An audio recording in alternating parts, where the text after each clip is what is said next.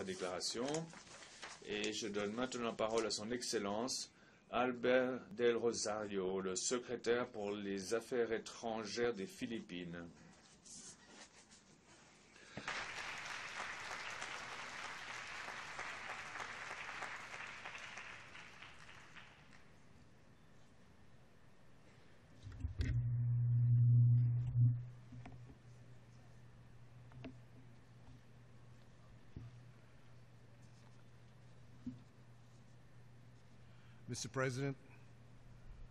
Monsieur le Président, au nom du gouvernement des Philippines, veuillez accepter nos félicitations les plus chaleureuses à l'occasion de votre élection à la présidence de la 69e session de l'Assemblée générale des Nations unies.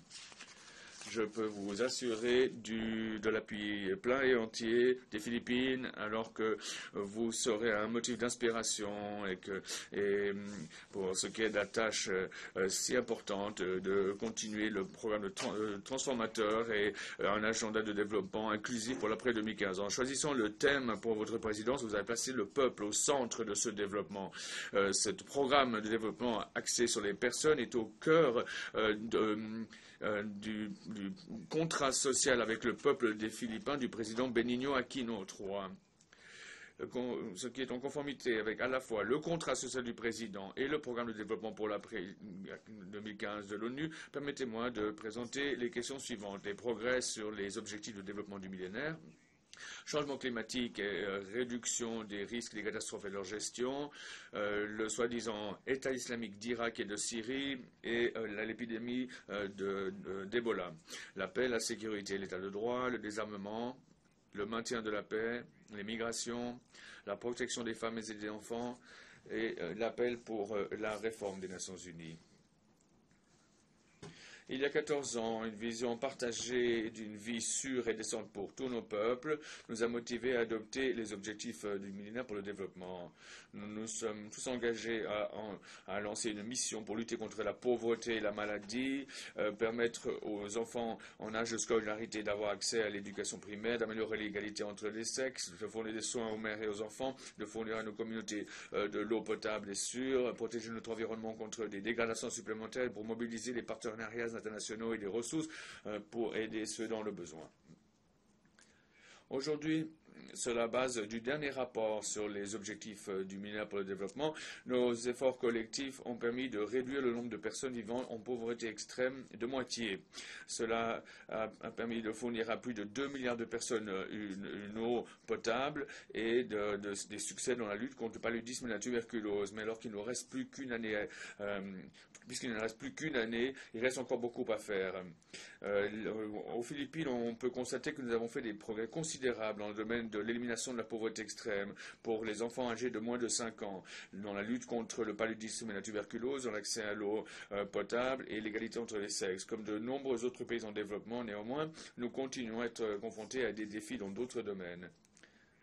Nous avons récemment marqué une pause pour envisager de nouvelles stratégies. Nous avons également compris l'importance du renforcement de la collecte de données de bonne qualité et d'analyse en tant qu'outil pour mesurer nos objectifs du millénaire pour le développement et pour nous aider dans notre prise de décision. Il y a une année de cela, devant cette même Assemblée, les Philippines ont demandé un programme de développement pour l'après 2015 axé sur le respect et la protection des droits de l'homme, une gouvernance responsable, un développement inclusif. Tous nos efforts nationaux actuels sont fondés sur ces 3 piliers. Monsieur le Président, le défi le plus important pour que les Philippines puissent atteindre les objectifs du millénaire pour le développement a été une série de catastrophes qui s'est abattue sur notre pays. Le super typhon Haiyan, le typhon le plus violent à avoir atterri dans l'histoire,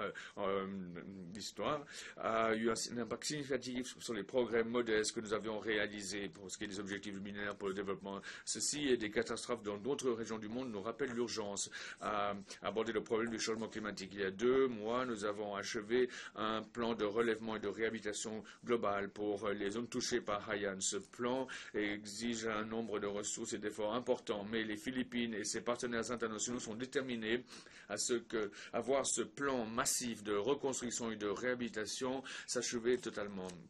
Nous sommes déterminés non seulement à reconstruire, mais à reconstruire mieux. Une fois de plus, j'aimerais réitérer la gratitude du peuple des Philippines pour toute l'assistance que nous avons reçue de la communauté internationale pour les victimes et les survivants de Haiyan. Votre réponse et votre solidarité ont en effet été opportunes et un motif d'inspiration. Maintenant, nous attendons avec intérêt la 3e conférence mondiale sur la réduction des risques de catastrophes à Sendai au Japon et au premier sommet humanitaire de l'histoire à Istanbul en Turquie, lors desquels nous souhaitons pouvoir partager les leçons que nous avons apprises de Haiyan. Monsieur le Président, tout comme la communauté internationale s'est mobilisée de façon unie pour aider les Philippines après Haiyan, elle devrait faire de même pour les 2 fléaux d'aujourd'hui, le soi-disant État islamique d'Irak et de Syrie, EIL, et également l'épidémie d'Ebola. Les Philippines condamnent les crimes de guerre et les crimes contre l'humanité qui sont perpétrés par l'EIL. Nous avons appuyé la résolution 2178 du Conseil de sécurité sur les combattants terroristes étrangers adoptée le 24 septembre, car nous pensons qu'une action immédiate et déterminée est nécessaire pour éliminer ce groupe. En tant que membres responsables de la communauté internationale, les Philippines joueront le rôle qu'il leur revient dans les efforts mondiaux pour anéantir l'EIL et leur fausse idéologie. En ce qui concerne l'épidémie du virus d'Ebola, les Philippines reconnaissent les risques que cela pose pour la santé dans le monde et l'impact sur le développement. Et nous appuierons par conséquent, sur la base de nos capacités, les efforts de la communauté internationale pour enrayer la propagation de ce fléau sous l'égide de l'Organisation mondiale de la santé. Monsieur le Président, les efforts de développement sont mis en péril par des reculs dus à des menaces à la paix, à la sécurité et l'état de droit. Nous devons nous assurer que les conflits ne sapent pas nos programmes de développement.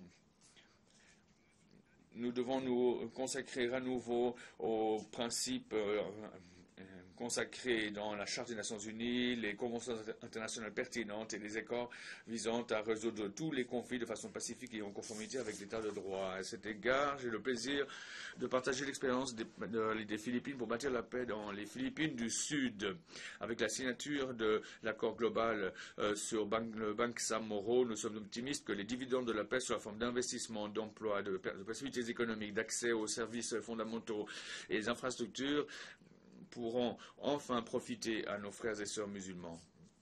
Nous sommes reconnaissants aux Nations Unies et à la communauté internationale pour le rôle qu'ils jouent pour nous appuyer sur ce long trajet de ce processus de paix.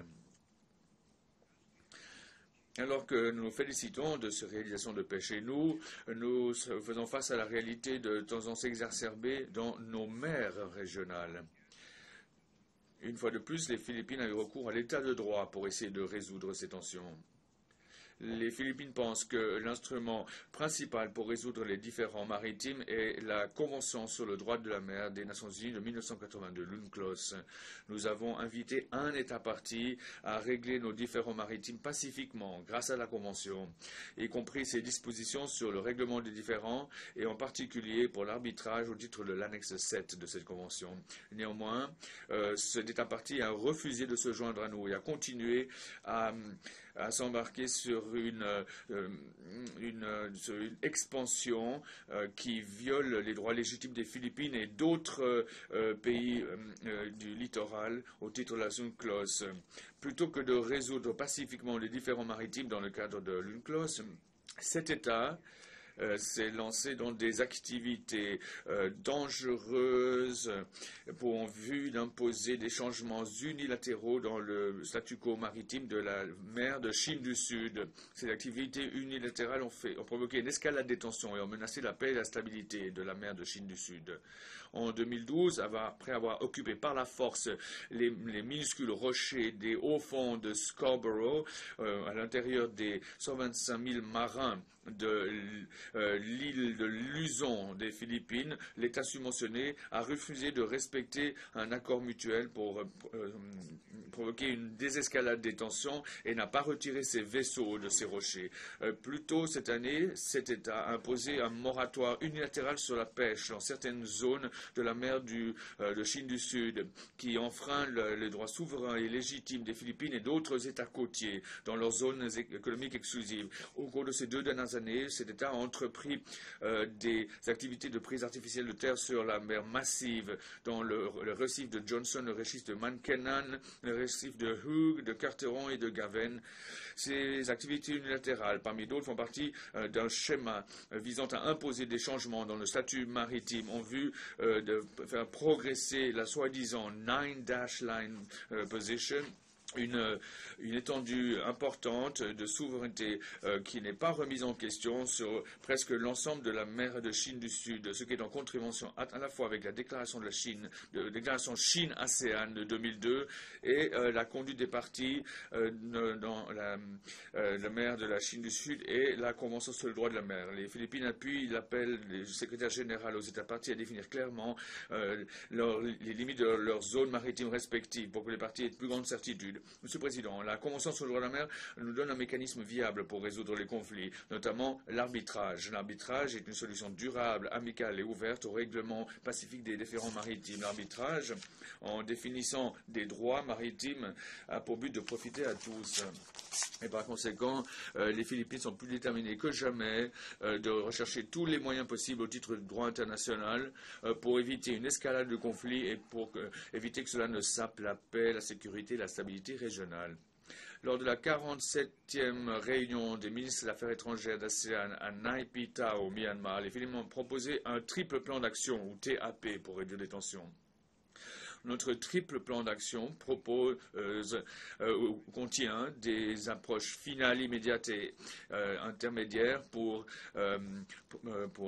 prendre en compte les activités déstabilisatrices et provocatives en mer de Chine du Sud. Il s'agit d'un cadre constructif, positif et global qui réunit différentes initiatives que les Philippines et d'autres pays ont proposé pour régler le problème de la mer de Chine du Sud ces dernières années. En tant qu'approche immédiate, le TAP demande la cessation de certaines activités spécifiques qui provoquent une escalade des tensions dans la région.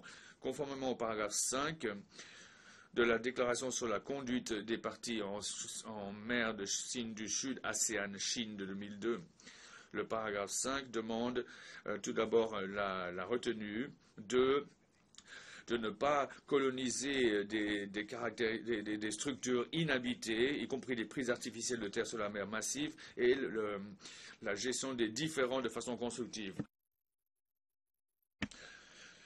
Pour l'approche intermédiaire pour la gestion des tensions jusqu'à ce qu'un règlement final soit obtenu, le triple plan d'action souligne la nécessité pour une mise en œuvre pleine et effective du DOC.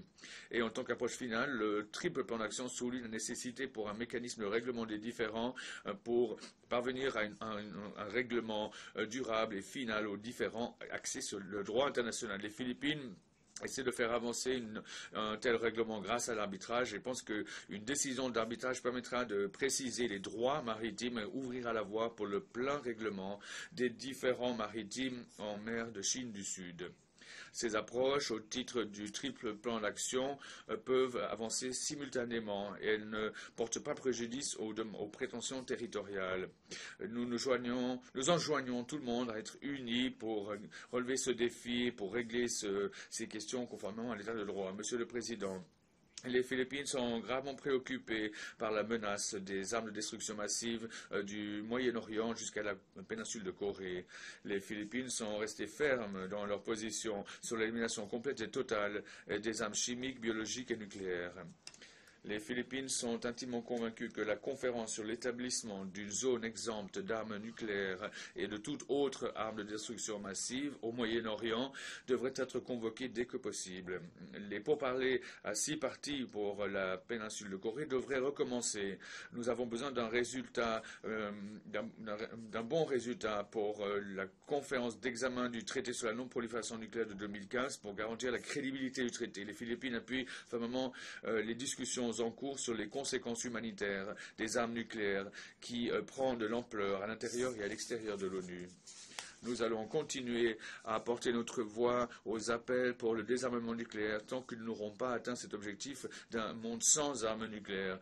Les Philippines déplorent également l'utilisation de mines terrestres et d'engins explosifs artisanaux et le commerce illicite des armes légères de petit calibre qui, malheureusement, continue à travers le monde. Monsieur le Président, les missions de maintien de la paix des Nations Unies sont essentielles pour la paix et la sécurité internationale. Les Philippines, par le biais de sa participation constante aux missions de maintien de la paix, a montré son engagement sans faille à contribuer à cette noble cause. J'aimerais saisir cette occasion pour remercier nos partenaires de la communauté internationale pour leur assistance précieuse lors d'incidents récents concernant nos casques bleus philippins et en particulier dans la force d'observation du désengagement des Nations Unies dans les hauteurs du Golan. Notre action collective a souligné l'importance que la communauté internationale continue à apporter une importance au maintien de la paix de l'ONU.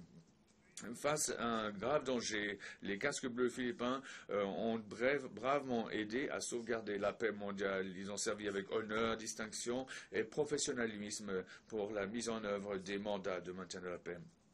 Nous sommes gravement préoccupés par les dangers constants et émergents que sont confrontés tous les casques bleus de l'ONU et nous exhortons les Nations Unies et tous les États membres à faire en sorte que ces dangers soient pris en compte de façon globale. Nous pensons que les questions tactiques et opérationnelles en suspens relatives au maintien de la paix des Nations Unies doivent être résolues au niveau le plus élevé possible. Les Philippines réitèrent son engagement fort à respecter le maintien de la paix multilatérale, la sécurité collective et l'état de droit.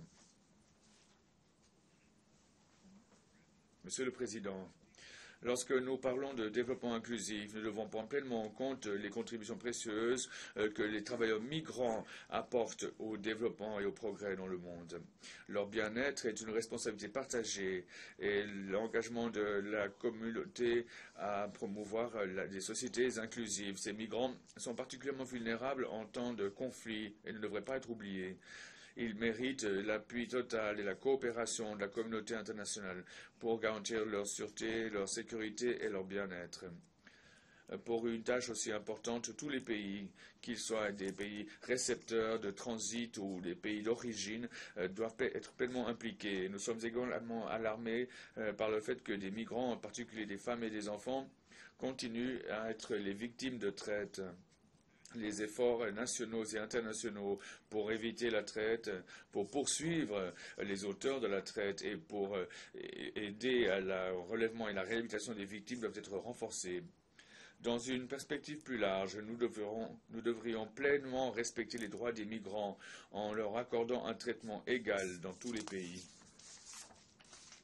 Les Philippines vont continuer à appuyer les efforts pour protéger les droits fondamentaux des migrants, de reconnaître leur contribution au développement et de garantir pour eux une place dans des sociétés inclusives que nous envisageons dans le programme de développement pour l'après 2015.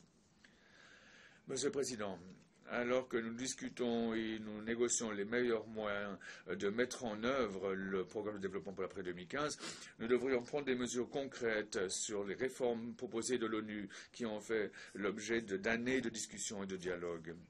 Les Philippines appuient un changement, une réforme de l'ONU pour renforcer sa capacité à faire face aux nouvelles demandes et à réaliser ses mandats de la façon la plus effective, transparente et responsable. Les réformes devraient comprendre un meilleur processus de sélection pour le secrétaire général, pour le président de l'Assemblée générale, pour les différents chefs exécutifs de l'ONU, une augmentation du nombre de membres du Conseil de sécurité, un réexamen de l'utilisation du droit de veto au Conseil de sécurité et un budget croissant pour les missions de maintien de la paix et des moyens pour pouvoir utiliser au mieux les partenariats dans toutes les gammes d'activités de l'ONU. Par exemple, si nous devions élire une femme pour être la prochaine secrétaire générale des Nations Unies, ce serait un signe puissant sur l'égalité entre les sexes et l'autonomisation des femmes. Monsieur le Président, alors que nous allons planter le décor pour une nouvelle série d'objectifs pour le programme de développement pour l'après 2015, n'oublions pas l'importance égale d'un environnement social et politique propice pour appuyer ces objectifs. Lorsque les conflits et l'insécurité perdurent, lorsque des catastrophes frappent, lorsque des pandémies éclatent, lorsque le terrorisme se propage, lorsque les biens de la terre, les richesses de la terre sont appauvries, nous faisons face à un danger réel. C'est notre responsabilité par conséquent, en tant qu'État membre des Nations Unies, de n'épargner aucun effort et d'utiliser toutes les ressources à notre disposition pour faire des Nations Unies un instrument pour promouvoir la paix, le progrès et le développement. Je vous remercie, Monsieur le Président.